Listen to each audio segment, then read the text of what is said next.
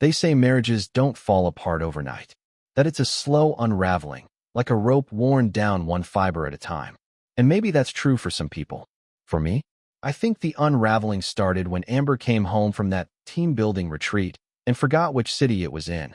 To be clear, I'm not one of those paranoid husbands who thinks every unread message on his wife's phone is a love letter from the pool boy. I'm not the jealous type. Never been.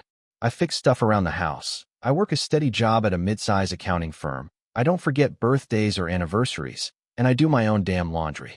I'm the kind of guy who could make putting up drywall look romantic. Amber used to say I was solid. That's the word she loved, solid. Like I was a dependable Honda Civic she could always count on. Not hot, not exciting. But hey, that Civic always starts in the winter. We've been married for 7 years.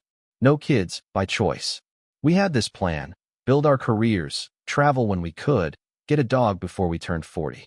We never got to the dog part. Or the traveling, really. But we had the careers.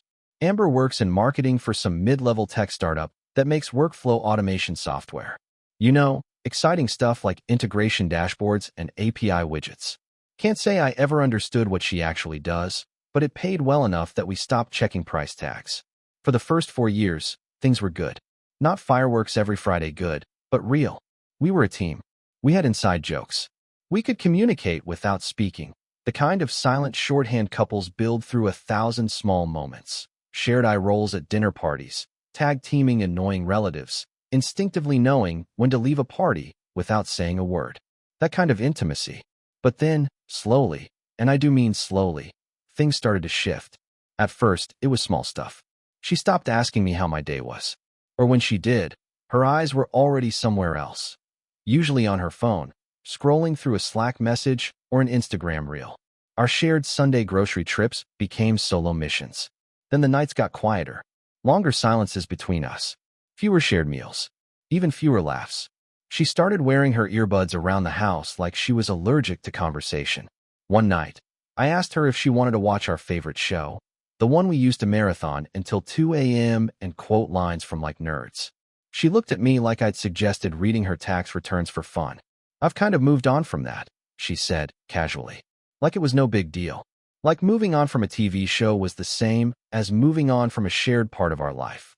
I should have seen it coming, right? Thing is, I didn't go into panic mode. I wasn't some sitcom husband hiding in the bushes with binoculars. I figured, all right, maybe we're just in a rut. People go through phases. Stress at work, burnout, hormones, who knows? I didn't want to be that guy, the one who turns every cold shoulder into a conspiracy theory. But something was off. You know how you can tell when someone's in the room physically but mentally somewhere else? That was Amber, always floating a few feet above herself. She was on, but not with me. Half the time she was in meetings that went suspiciously late or at networking events that never included coworkers I actually knew. Still, I gave her space. I didn't press. I trusted her. I was raised to believe that if you're with someone, you don't play detective, you talk to them. Be honest. Be open. Be a grown adult. So one night, I did just that. I poured us 2 glasses of wine, the cheap one she used to like, and asked her how she was feeling about us. About things. She stared into the glass like it was a magic 8-ball and said, honestly, I'm just really tired lately. That was it. No follow-up. No explanation. No emotion. Just tired. I nodded. Let it go. She went to bed. I did the dishes in silence. That's when I started paying attention.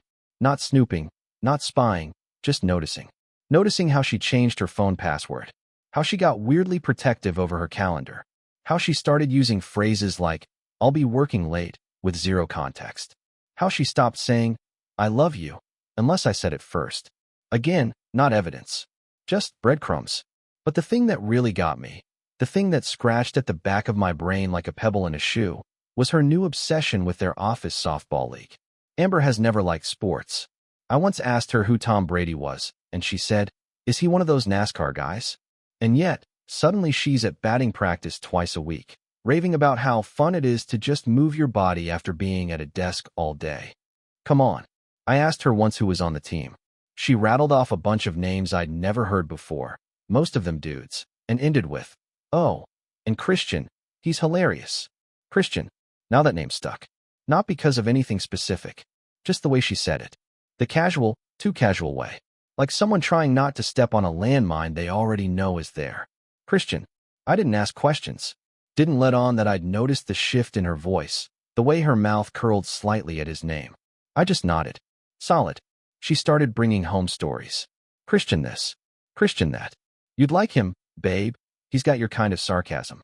I pretended to smile. Laughed in the right spots. But every mention of him hit, like a drop of oil on a white shirt. One night I asked, so when do I get to meet this hilarious Christian guy? She blinked. Oh, I don't know. He's kind of shy. That was it. Shy. Sure. I said nothing. I smiled. I did the dishes. And that night, instead of going to bed, I stayed up and looked up the company Amber worked for on LinkedIn. It took me about 5 minutes to find Christian. I wasn't even trying hard. 33, product manager, amateur filmmaker, self-described, hiker and human espresso shot. The kind of guy who owns a vintage camera and pretends he doesn't know he's good looking. You know the type. His profile picture looked like it was taken in a wheat field at golden hour. Real? I'm not like other guys' energy. And yeah, he was handsome. Younger than me by a few years. Probably still at the age where hangovers aren't a health crisis. His resume screamed charisma in a blazer. Now, again, this isn't where I spiral into insecure husband mode. I wasn't jealous. I was curious. Curious like a guy holding puzzle pieces that don't quite fit but knows, somewhere, there's a picture waiting to be revealed. So I waited, and watched, and collected the pieces. Because here's the thing. When someone's lying to you, they don't just trip up, they build the lie. And if you let them build enough of it, eventually the structure collapses under its own weight. And that's what I was waiting for. Because the thing about being solid, you don't crumble. You wait. You plan. You build your own structure. And when the time comes, you flip the script. And watch theirs fall apart. Turns out, people get real careless when they think they're smarter than you. Amber had this annoying habit of leaving her laptop open on the kitchen counter. Not in a sketchy way, she wasn't dumb. She didn't leave love notes or shirtless selfies floating in minimized tabs. No, she was more subtle. She kept things tidy. Slick. The kind of tidy that tells you someone's hiding something. So I didn't go digging. I didn't need to. I just watched. Like this one morning, Thursday, a couple weeks after the Christian softball saga began, I came downstairs for coffee. Amber was already gone, probably at an early brainstorm session, whatever that means. Her laptop was sitting there, humming gently like it always did. But this time, something was different. I leaned in to grab the mug I always use, the one with the chipped handle. And that's when I noticed it. The calendar app was open. She hadn't closed it. Rookie move. Now let me be clear, I didn't click anything. I didn't open files or start reading her emails. That's not how this goes. What I saw was already right there on the screen. 2 entries, color-coded like her whole life depended on it. Meeting at Studio 14 to 6 p.m. Dinner catch-up, 7:30 p.m. at Felix's. I stared at the screen for a beat. Studio 14? Not a work address. Not one I'd ever heard her mention. And Felix's? That's a hip little restaurant downtown. Trendy place, loud music, dim lighting. Not where you take clients for a PowerPoint session. So, I made a note. Just a mental one. That night, I didn't do anything. Didn't follow her. Didn't confront. Instead, I stayed home, made a frozen pizza, and watched a game I didn't care about. I wanted to see what she'd say when she got home. She rolled in a little after 9, hair perfect, makeup barely smudged. I played it casual. How was work? She smiled without showing teeth. Long day. We had this last-minute pitch meeting that ran forever. I barely had time to eat. I nodded like I believed her. That sucks. You hungry? Nah, we grabbed some takeout for the team. Takeout. Interesting. I didn't say anything else. Just sipped my beer and turned back to the game. Let her think I bought it. That was the night I knew for sure. Not because of what she said, but because of how easily she said it. She wasn't nervous. She was used to lying. That part was muscle memory by now. Still, I waited. A few days later, opportunity showed up like a gift-wrapped package from the universe. Our neighbor across the street, a woman named Heather, stopped by. She was dropping off a mis-delivered package, one of those subscription boxes Amber loved ordering but never used. She handed me the box and said something that stopped me cold. Hey, tell Amber I saw her the other night at Felix's. That place has the best cocktails, right? I froze. Oh yeah? That must have been what night? Thursday, I think. I was there for book club. She was sitting at the bar with some guy. Looked like they were having fun. I smiled. Oh yeah? Probably her coworker. Heather shrugged. Maybe. Didn't look like a work thing, if you know what I mean. I laughed it off. Yeah, thanks for the package. She waved and went back across the street. Now, that right there? That was the break I needed. Not a smoking gun, but enough to move from suspicion to strategy. So I started digging, not into her phone or laptop, but into something she didn't know I had access to, the shared smart home account. See, Amber had set it up when we bought the place. Linked calendars, routines, voice commands, all synced through her account, which, like most people, she never logged out of on the living room tablet. It was a digital trail of breadcrumbs, subtle, but telling. I opened the routines section, where the smart system logs when she disables the alarm, turns on lights, plays music, stuff like that. And there it was, Thursday at 11:58 p.m., living room lights, on, Spotify, chill date night playlist. She'd been home while I was sleeping. Probably thought I wouldn't notice. Probably thought I didn't care. So I waited for the next Thursday. Played it cool. Told her I had a client dinner that would run late. She said, cool, I've got some late stuff too. Sure, babe. You do that. I left the house at 5:30, drove to my buddy Nate's place, parked around the corner, then called a rideshare to downtown. I wasn't looking to catch her in the act, not physically. That's never been my style. I just needed eyes. I walked into Felix's at 7:15 and asked for a seat at the bar. The place was crowded, noisy, perfect for staying invisible. I ordered a drink and pretended to check my phone. At 7:28, they walked in. Amber, in her favorite black sweater, the one she never wears around me anymore. And Christian, yes, Wheatfield LinkedIn Christian, looking like he'd stepped out of a catalog. Tall, smug, beard just scruffy enough to look effortless. They sat 2 stools down from me. She didn't see me. Neither of them did. What followed wasn't salacious. No kisses, no hand-holding. Just closeness. The kind that screams this is something. He leaned in when he talked. She laughed a little too hard at things that weren't funny. At one point, she reached over and straightened his collar. You don't do that for a friend. I stayed for 15 minutes. That was all I needed. Then I left. Quietly. Calmly. The next morning, I went to work like nothing happened. Sent a few emails. Took a long lunch. Came home early. I walked into the house and saw Amber sitting on the couch, scrolling through her phone. She looked up, surprised. You're home early. Yeah, I said. Slow day? Felt like beating traffic. She smiled. Nice.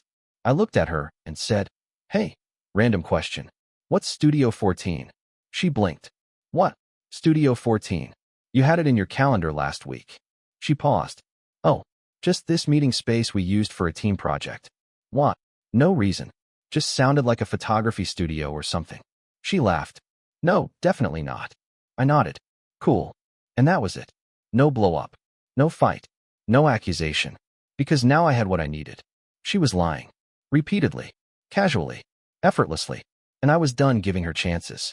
See, people think betrayal is this huge, loud, dramatic moment. It's not. It's a quiet click. A switch flipping. And once it flips, you can't unflip it. I didn't scream. Didn't cry. I just sat down and made a list. Not of everything she'd done, but of everything I would do next. Because the thing about discovering the truth, it's never the end of the story. It's the beginning of yours. And mine was just getting interesting. You ever have one of those moments where you feel completely calm, but your body's just waiting to burn the whole house down? That was me for the 3 days after Felix's. I didn't sleep much. Didn't eat much. I went through the motions like a man on autopilot, nodding through client calls, forwarding emails, making dinner like nothing had happened. Meanwhile, in my head, I was reconstructing 7 years of marriage with a new lens, one where all the moments that used to feel innocent now flickered with suspicion. She'd lied so easily, so comfortably, it made me wonder how long she'd been doing it. Had it been 6 months? A year? Had she lied about other things? Her girls' weekend in Palm Springs? That time she said she stayed at her cousin's because of a flat tire? It was like realizing the house you've been living in had been built on sand, and you're just now feeling the floor buckle. Still, I waited, because I didn't want to just confront her. I wanted to set the stage. Let her show me one last time how good she was at lying, so I could be done without even a shadow of doubt. So I made a reservation. Friday night. The same restaurant we went to on our first anniversary. Small Italian place on the edge of town. The one with the overly dramatic host and the awkwardly placed violinist who only knows 5 songs. She seemed surprised when I told her. Dinner? Just the 2 of us. She said, blinking like I'd asked her to climb Everest. Yeah, I said. Been a while since we did something nice. Thought it'd be good to reconnect. She smiled. That's really sweet. She didn't ask why I picked that place. Didn't even ask why now. I could see the wheels turning behind her eyes, calculating, adjusting. Probably figured I was being nostalgic. Maybe feeling guilty for working too much. The irony would have been funny if it weren't so pathetic. We got to the restaurant at 7 o'clock on the dot. She wore the same dress she'd worn back then, back when she still looked at me like I was more than background noise. The violinist was still there, still playing Can't Help Falling in Love on a loop. Some things never change. We ordered. Small talk. I asked about her work. She kept it vague. She asked about mine. I lied. It was perfect. When the waiter left, I leaned in. So, I said, I was thinking we could do something different tonight. She tilted her head.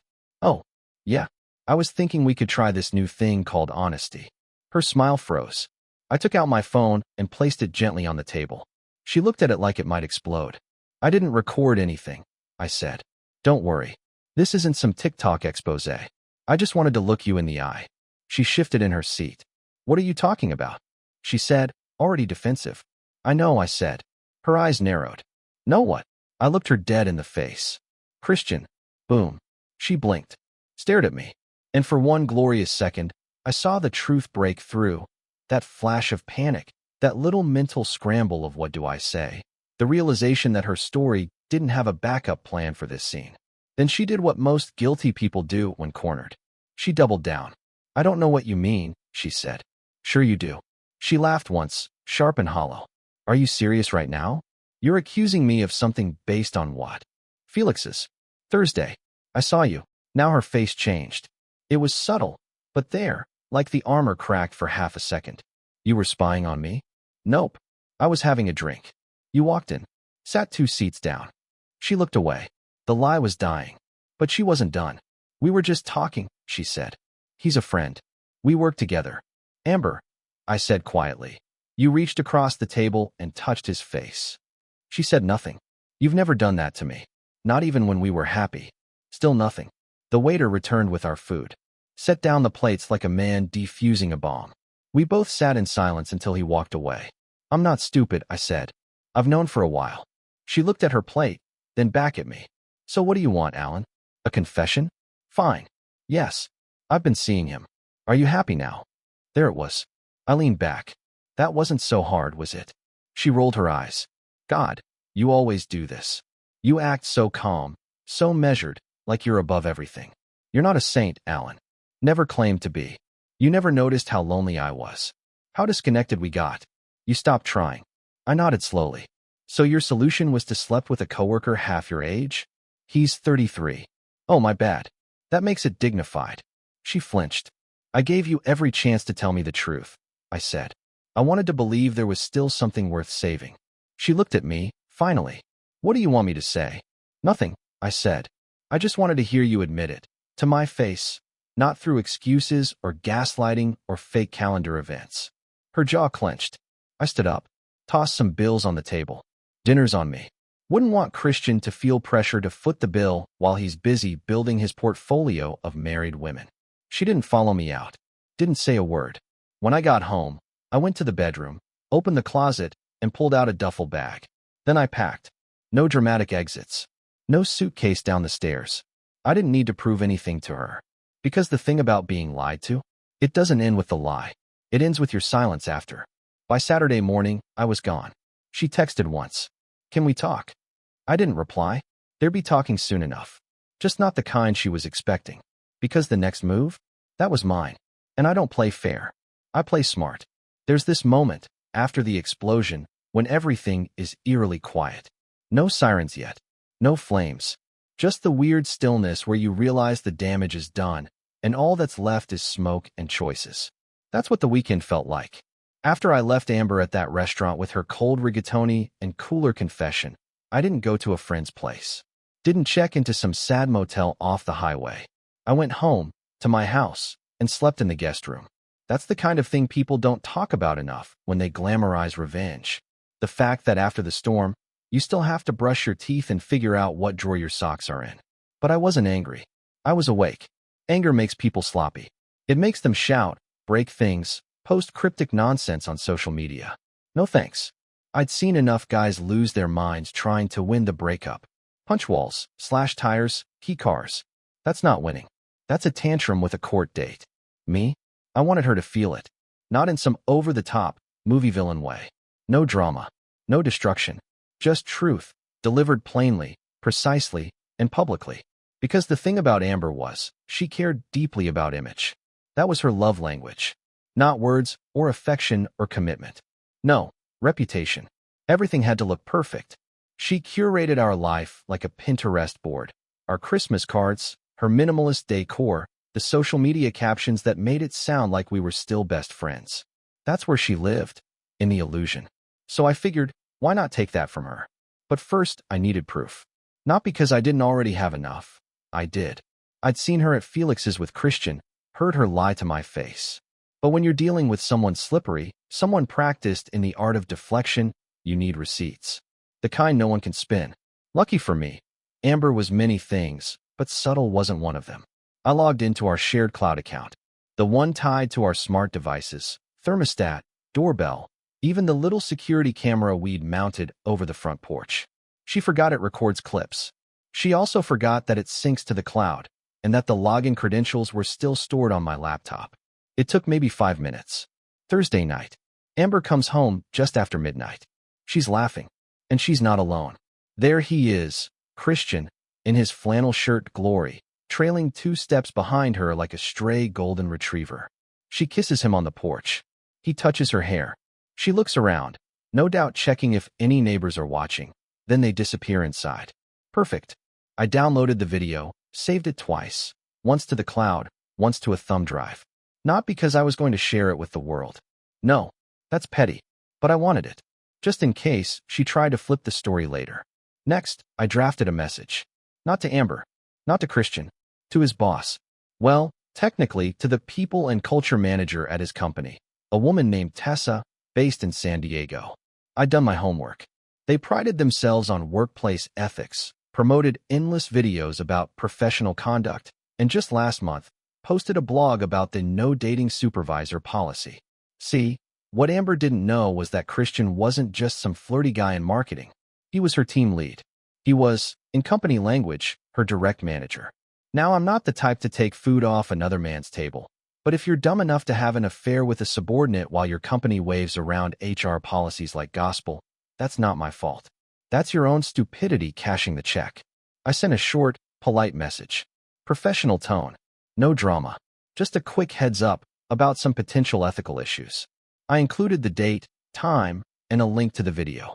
I signed off with my full name, no hiding. I wanted them to know it was real. Then I went offline. Didn't refresh. Didn't check. I went to bed and slept like a man with clean hands. By Monday, things started to shift. Amber came home from work looking rattled. Pale. The kind of pale you get when something cracks your armor mid-meeting and you still have to pretend to care about project timelines. I was in the kitchen, slicing up an apple, acting like I hadn't noticed. She dropped her purse a little too loudly and said, "We need to talk." I didn't flinch. "Sure," I said. "About?" She paused, eyes narrowing. "Did you send something to Christian's job?" There it was. I didn't answer. Just looked at her. Slowly, calmly. "You know," I said, "for someone who's been sneaking around for months, you really don't have a poker face." Her jaw tensed. "He might get fired, Alan. That's not my problem." "Yes, it is," she snapped. "You're punishing me." "No," I said, setting down the knife. "I'm holding you accountable. Big difference." She paced, arms crossed. "You've always done this. Weaponized your calmness. Made me feel like I was crazy for having feelings." "Amber," I said, "you're not crazy for having feelings. You're just reckless for acting on them like a teenager with no consequences." She flinched at that. "Good. Do you know what you've done?" she said, her voice shaking now. "His team is under investigation. HR's doing interviews. I've been pulled into meetings all day." I raised an eyebrow. "Sounds exhausting." She stared at me like I was a stranger. And I suppose I was. Or maybe I'd finally stopped being the character she needed me to play. The stable one. The predictable one. The backdrop to her little dramas. What do you want? She asked finally. I smiled. Nothing. I'm moving out next weekend. My lawyer will be in touch. Keep the house. I'll sell my half. No hard feelings. Her eyes widened. You're just leaving? I already left, I said. You just didn't notice. She didn't respond. I went back to my apple. It tasted better than it should have. That night, I emailed our friends. Not to air dirty laundry, just to clarify the situation. No drama, no blame, just a simple, civil announcement. Amber and I are splitting. Things changed. I wish her well. Please respect our space as we transition out of the marriage. Alan. The replies came in. Quiet support. A few surprise texts from people who'd apparently seen this coming, but never said a word. That's how it goes. Everyone sees the cracks, but waits for someone else to call it an earthquake. By the end of the week, Christian was taking a leave of absence. Amber was restructuring her role. And me? I was free. Not bitter. Not broken. Just done. Because revenge doesn't have to be loud. Sometimes it's just giving someone enough rope and stepping back. And watching them tie the knot themselves. One thing they don't tell you about breakups is how quiet it gets. Not just in the house, but in your head.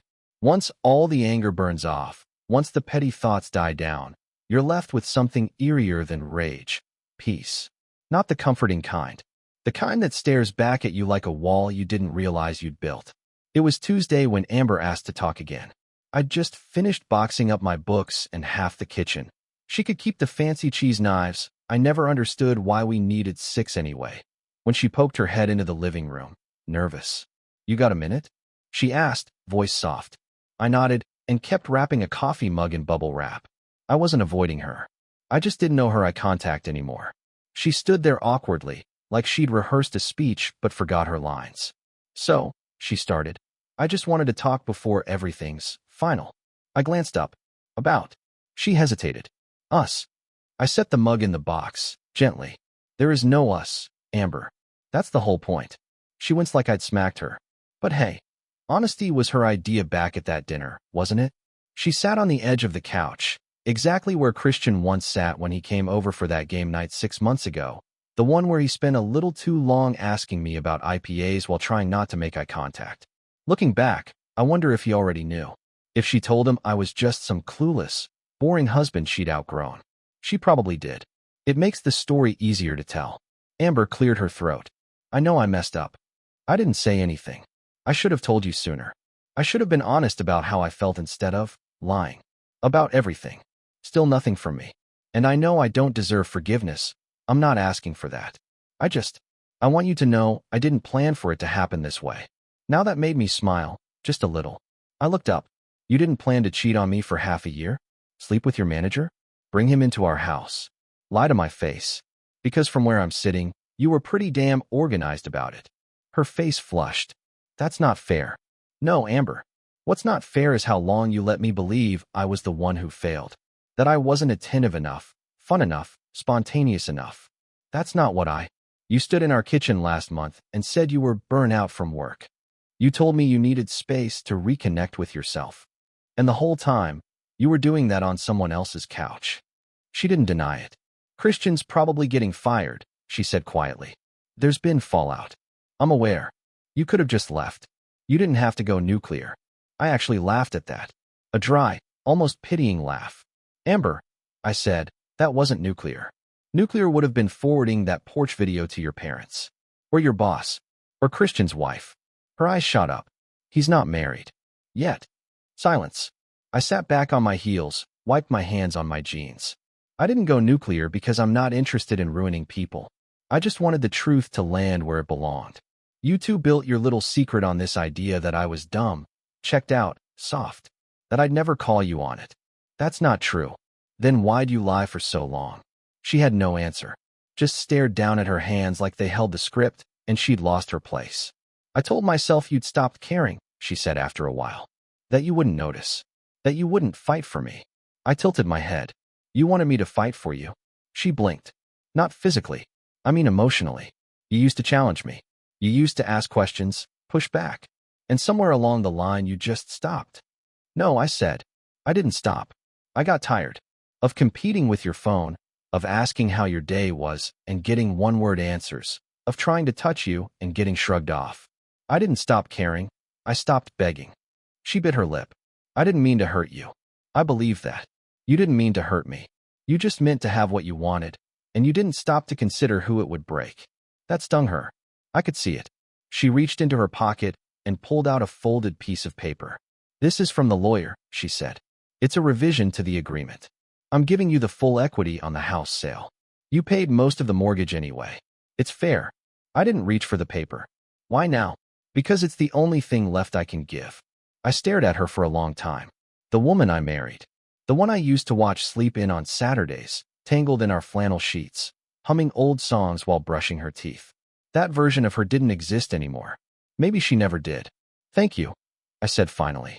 She stood, hesitated, then sat back down. Are you seeing anyone? I smiled. Amber, we've been separated for 3 weeks. I know. I don't know. I thought maybe you'd want someone to talk to. I raised an eyebrow. Do you mean a woman to talk to? Or do you mean you? She looked away. Because I'm not here to do your guilt maintenance, I added. You can talk to a therapist. Or Christian. Oh, wait. He's probably in an HR seminar right now. She deserved that one. And she knew it. Amber stood, nodded, and walked to the door. She paused with her hand on the knob. You were always good to me, she said. No, I replied. I was good to us. You just stopped being part of the team. She didn't look back. Just left. And just like that, the air in the house shifted. Not lighter. Not heavier. Just honest. I sat there for a while in the quiet. No rage. No what-ifs. Just relief. That the show was finally over. And I wasn't part of the cast anymore. You know what nobody warns you about? The anticlimax. You think there'll be this grand emotional finale when your marriage ends. Some thunderous moment. Tears, shouting, maybe a movie-style monologue where one of you storms out into the rain while the other collapses onto the kitchen floor. But in reality, it ends quietly, with a pen scratching across a dotted line. That's how it happened for me. I sat in a bland little office across from a paralegal named Megan, who wore a headset and asked if I wanted a bottle of water before she explained the final forms.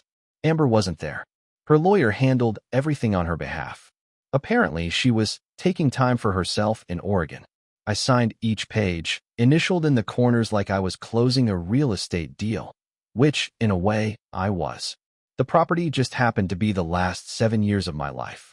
When it was done, Megan slid the papers into a manila folder and said, "You're all set." That was it. No confetti. No chorus of angels. No satisfying music swell. Just me, holding a folder full of what used to be a life. I walked outside, blinking in the sunlight. It was unseasonably warm for March, and for the first time in months, I wasn't wearing my wedding ring. My finger felt weirdly light, like it had been holding something up and forgot how to stop.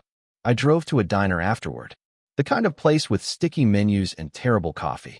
I ordered a burger and sat by the window, watching strangers live their lives without any idea that mine had just officially split in two.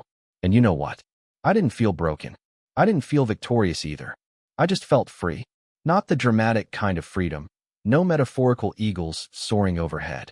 Just the kind that comes from having nothing left to explain. There was no going back. No mystery left. No more detective work or calendar spying or wondering if her laugh meant something more. She'd made her choices, and I'd made mine. But here's the weird part.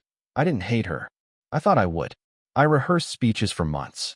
I imagined all the things I'd say, the anger I'd unleash, the names I'd call her when the paperwork was final. But when the moment came, nothing. Just a distant sort of pity. Amber had turned our marriage into a set of optics. Curated, polished, posted. And somewhere along the way, she forgot that real things are messy. They require showing up even when it's boring. Especially when it's boring. Christian? He was just the match. The fire had been lit long before him. He just gave her a reason to let it burn. I cleaned out the rest of my stuff from the house that weekend. The final load. A box of old photos, my drill set, a flannel shirt she always used to steal, and the espresso machine I'd bought her for her birthday, but somehow ended up using more than she ever did. I left the keys on the kitchen island with a note that said simply, "Take care of yourself." That was all. No sarcasm. No bitterness. Just truth.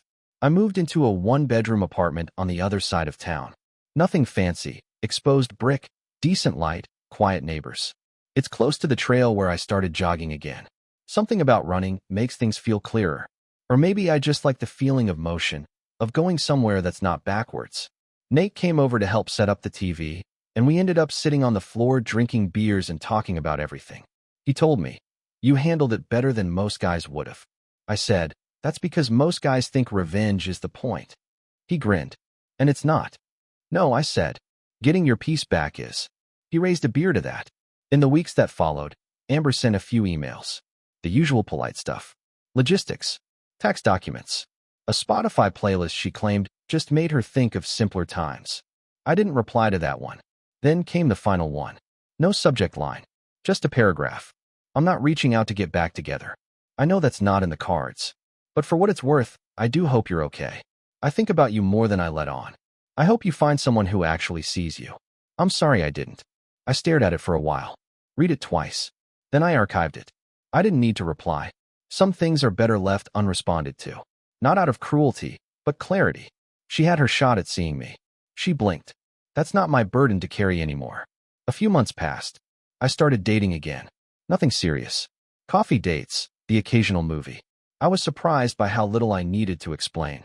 The right kind of person doesn't ask for a full history, just your name, your laugh, and whether you prefer pancakes or waffles. I chose pancakes. Started building new routines. Friday night darts at a local dive bar. Jogging on Sundays. Fixing things around the apartment even when they didn't need fixing, just to keep my hands busy. And every once in a while, I'd think about the version of myself who stayed quiet too long. Who made excuses. Who believed that being solid meant being passive. That guy's gone now. In his place is someone who knows what to look for. Not just in other people, in himself. Because here's the truth they don't put in the movies. You don't always get closure in a neat little bow. Sometimes you get it in pieces, a knowing glance, an unreturned email, a silent goodbye that echoes louder than any fight ever could. And when it finally lands, when you're alone in your apartment with no more lies, no more whispers, no more second guessing, that's when you realize it's over. Not just the marriage. The grip it had on you. The need to understand it. The ache to fix it. All of it. Gone. And what's left? Well, that's the best part. What's left is you. Still standing. Still moving. Still open to what comes next.